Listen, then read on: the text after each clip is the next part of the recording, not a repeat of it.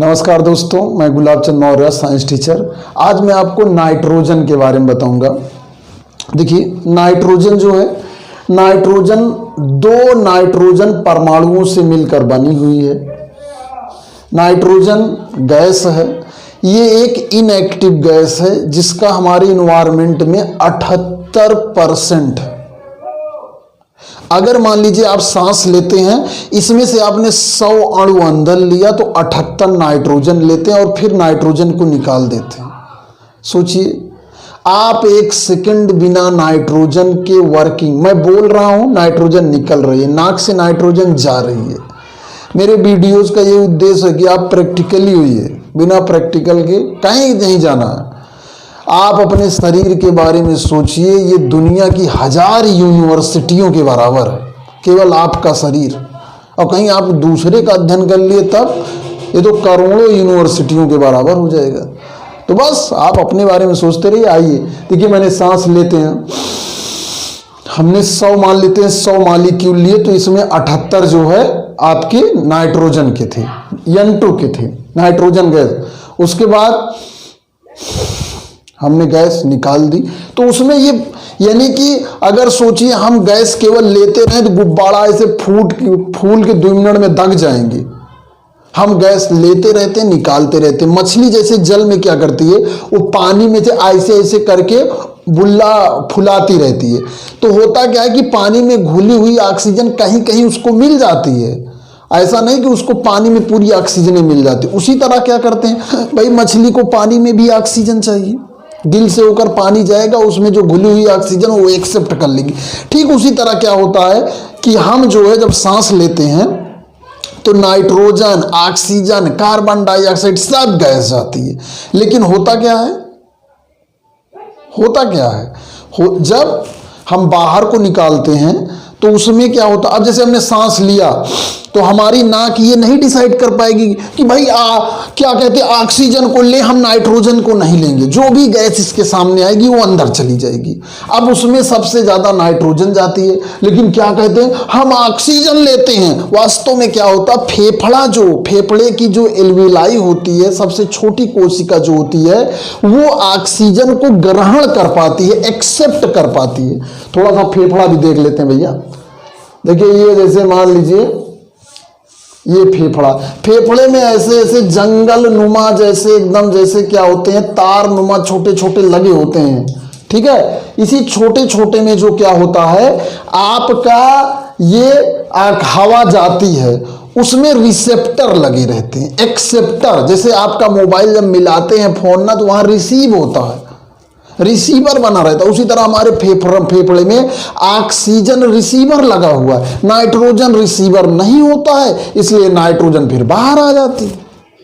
तो हम सबसे ज्यादा नाइट्रोजन लेते और निकालते रहते हैं। जब से पैदा हुए हैं मरते दम तक निकालते रहेंगे। आते हैं केमिस्ट्री पर नाइट्रोजन के। देखिए भैया, ये नाइट्रोजन का परमाणु क्रमांक होता है 7। अब जान रहे हैं परमाणु क्रमांक के बाद इलेक्ट्रॉनिक विन्यास होगा। अब इलेक्ट्रॉनिक विन्यास होगा इसका 2 और 5। आप जानते हैं कि हर परमाणु अष्टक पूरा करना चाहता है, हर पढ़ने वाला नौकरी चाहता है, हर बिजनेस वाला सफलता चाहता है, फेल कोई नहीं होना चाहता है। तो भाई नाइट्रोजन ही कहां से फेल हो जाएगी। अब यहां पर क्या हुआ, देखिए नाइट्रोजन के परमाणु क्रमांक कितना हुआ, 7, और इसका इलेक्ट्रॉनिक विन्यास हुआ कितना, 2 और 5। तो इसके बाहरी कोश में कितने इलेक्ट्रॉन होंगे भैया, 5। चलिए भैया, 5 है। अब ये किसी को 5 नहीं देगा, ये सोचेगा कोई 3 हमको दे दे, हमारे 8 पूरे हो जाएं, काम बन जाए, हम 1 2 3 रफू चक्कर हो जाए।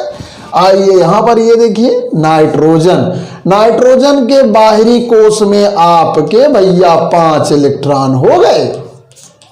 ये दोनों नाइट्रोजन के 5 इलेक्ट्रॉन हो गए। चलिए इनको भाई दूसरे कलर से दिखा देंगे ताकि ज्यादा, ठीक है, जान रहे हैं। अब कहने का मतलब जो है, मैचिंग कलर का जमाना नहीं चल रहा है भैया, ये समय कंट्रास्ट वाला चल रहा है। ठीक है, कंट्रास्ट, अपोजिट। अब यहां पर देखिए ये 5 थे, ये 3 के 5 हैं। अब ये क्या किए भैया, ये साझेदारी वाला काम कर रहे हैं। साझेदारी वाला जानते हैं भैया, साझेदारी का मतलब हुआ कि साझा, मैंने बताया था यहां पर। ये जो है आपने देखा कि भैया टेंट कौन लगाया है, तो इसमें हाइब्रिडाइजेशन को जान लेते हैं। Hybridization, number of electron, number of hybridized orbital बराबर नंबर ऑफ सिग्मा बंधों की संख्या प्लस लोन पेयर। तो भैया इसमें सिग्मा बंध एक ही है और ये भी पाई है और ये भी पाई है। तो इसमें क्या होगा, नंबर ऑफ सिग्मा बॉन्ड 1 हो गया, उसके बाद लोन पेयर 1 हो गया, 2 हो गया। तो हमने बताया था यदि ये 4 आएगा, आपका क्या आ जाएगा, 4 आ गया हाइब्रिडाइज्ड ऑर्बिटल, तो sp3 हो जाएगा। 3 आ जाएगा तो sp2 हो जाएगा। 2 आ जाएगा तो sp हो जाएगा। और ये आपका हो जाएगा sp संकरण।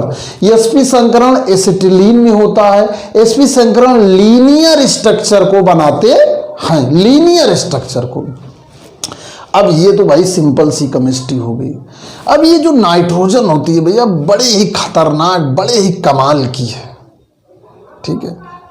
अब आपका यूरिया बनता है, यूरिया खेत में ना जाए, डाली जाए तो उत्पादन खाने को नहीं हटेगा लोगों को, लोग को खाने लगेंगे।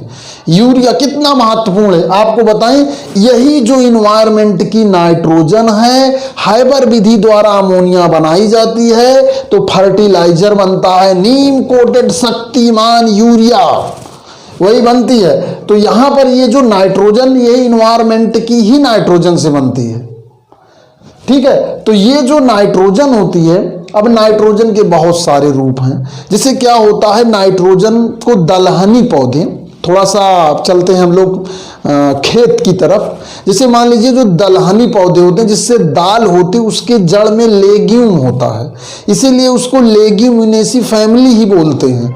दाल की जितनी भी आती हैं तो उसके जड़ में क्या होता, पहले जो है रोटेशनल खेती होती, पहले अरहर बोई जाती थी, फिर गेहूं बोया जाता था, फिर धान बोया जाता था, फिर अगले साल रोटेट करते थे जब यूरिया नहीं हुआ करती थी।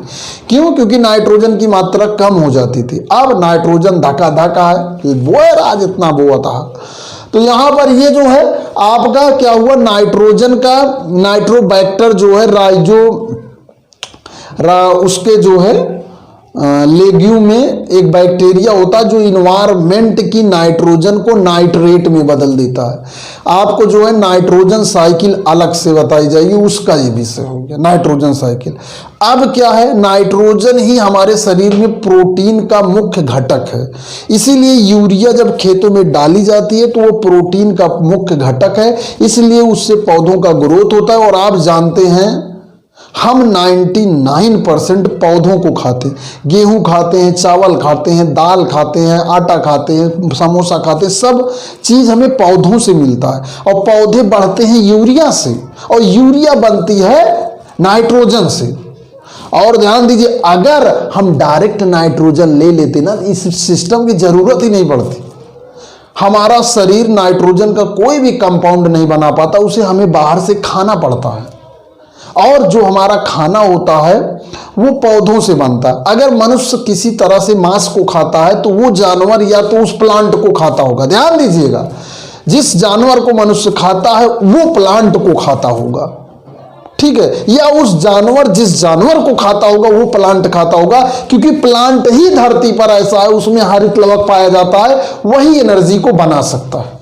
और ये एनर्जी की ट्रांसलेशन है, और हमने भी प्लांट को ही खाया तभी बकबका रही हैं, ठीक है। यहां पर ये नाइट्रोजन क्या हुआ, नाइट्रोजन का आशा करते हैं स्ट्रक्चर आपने जाना,